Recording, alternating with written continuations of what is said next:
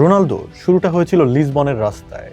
পেটে চরম খিদে নিয়ে যে ছেলেটা ফাস্টফুড দোকানের বাইরে দাঁড়িয়ে থাকতো, সেখান থেকে ফেলে দেওয়া খাবার খেয়ে রাত কাটতো যার, আজ সেই ছেলেই আন্তর্জাতিক ফুটবলের সর্বোচ্চ গোলদাতা। ফুটবল দুনিয়ায় এমন জাদুকরী গল্প আরো অনেকের আছে। জিদান, মেসি কিংবা এমবাপ্পেকে নিয়েও এমন গল্প তো বলাই যায়। তবু কেন রোনালদোর গল্পটাই বলছি। আমরা সিনেমা দেখি, ফ্যান্টাসি সিরিজ দেখি, পর্দার চরিত্রগুলোকে ভাবতে শুরু করি একেবারে নিজেদের ভাই ব্রাদার। তাদের কষ্টে আমরা কাঁদি, তাদের জয়ে উল্লসিত হই, অথচ ওরা কেউই বাস্তব নয়। সবাই নিখাত কাল্পনিক চরিত্র। কাল্পনিক চরিত্রদের জন্যই যদি আমাদের এত দরদ থাকে, তাহলে ভাবুন বাস্তব হিরোদের জন্য আমাদের আবেগের জায়গা ঠিক কতটা, তাদের জন্য আমাদের বুকের ঠিক কতটা টান। এই বাস্তব হিরোদের একজনই ক্রিশ্চিয়ানো রোনালদো। রোনালদোর শুরুটা হয়েছিল লিসবনের রাস্তায়। পেটে চরম খিদে নিয়ে যে ছেলেটা ফাস্টফুড দোকানের বাইরে দাঁড়িয়ে থাকতো, সেখান থেকে ফেলে দেওয়া খাবার খেয়ে রাত কাটতো যার, আজ সেই ছেলেই আন্তর্জাতিক ফুটবলের সর্বোচ্চ গোলদাতা।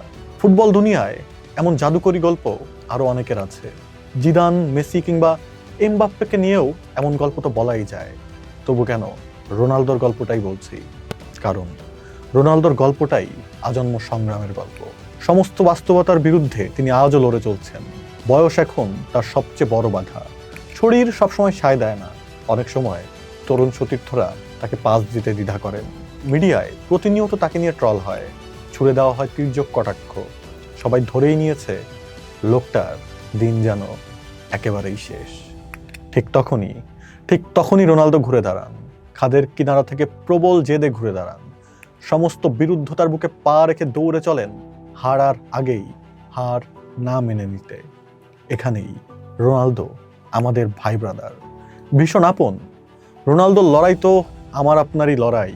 আমরা যারা খেটে খাওয়া সাধারণ মানুষ, একটা নিশ্চিত ভবিষ্যতের আশায় দিনরাত ঘাম ঝরাই।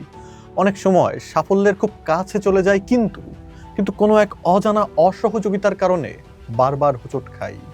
একেবারে চূড়ায় আমাদের যাদের আর পৌঁছানো হয় না। ক্রিশ্চিয়ানো রোনালদো তো আমাদেরই প্রতিচ্ছবি। আমাদের এই প্রিয় দেশটার কথাই ধরুন না।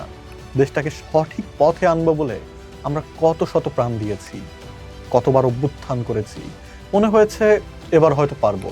অথচ কিছু সতীর্থের স্বার্থপরতা আর ভুলের কারণে বারবার আমাদের পিছিয়ে পড়তে হয়েছে। মোক্ষম সময়ে বক্সে দাঁড়িয়েও সঠিক পাস না পাওয়ায় রোনালদোর মতো আমরাও গন্তব্যে যেন পৌঁছতে পারিনি। তবে কি আমাদের এই সংগ্রাম একেবারে মিথ্যে? 800 কোটি মানুষের এই দুনিয়ায় সফলতার একদম চূড়ায় কয়জনই বা যায়? কিন্তু যারা পৌঁছতে পারে না, তাদের ঘাম ঝরানো পথ চলাটা তো আর অর্থহীন নয়, বরং সমস্ত বাস্তবতার বুকের উপর পা রেখে শেষ রক্তবিন্দু দিয়ে চেষ্টা করে যাওয়ার নামই তো জীবন। আর সেই জীবন এই ফুটবল বিশ্বকাপে ছুটে চলছে একজন ক্রিশ্চিয়ানো রোনালদোর পায়ে। দার্শনিক আলবেয়ার কামু বলেছিলেন, one must imagine Sisyphus happy. দেবতাদের অভিশাপে আক্রান্ত হয়ে সিসিফাস প্রতিদিন একটা বিশাল পাথর ঠেলে পাহাড়ের চূড়ায় তোলার চেষ্টা করত। ঠিক চূড়ায় তোলার আগ মুহূর্তেই পাথরটা ফসকে আবার নিচে পড়ে যেত। কামু বলেছিলেন, এই যে বিশাল পাথর ঠেলে উপরের দিকে তুলে নেওয়ার এই লড়াই, ধরে নিতে হবে যে এটাই সিসিফাসের পরম সুখ। এই নিরন্তর লড়াই তার জীবন। রোনালদোর ফুটবলও এখন যেন ঠিক তাই। শেষ পর্যন্ত রোনালদো তার গন্তব্যে পৌঁছতে পারলো কি পারলো না, সেটা এখন আর মুখ্য নয়, বরং 41 বছর বয়সে যখন সকল বিরুদ্ধতার বিপরীতে দাঁড়িয়ে রোনালদো বল পায়ে দৌড়ায়, তখন জিতে যায় কোটি কোটি মানুষের জেদ, জিতে যায় পরিস্থিতির কাছে পরাজয় স্বীকার না করার অনুপ্রেরণা। সময়ের অন্য পার্ট দেখুন, থাকুন ঢাকা পেপারসের সাথে।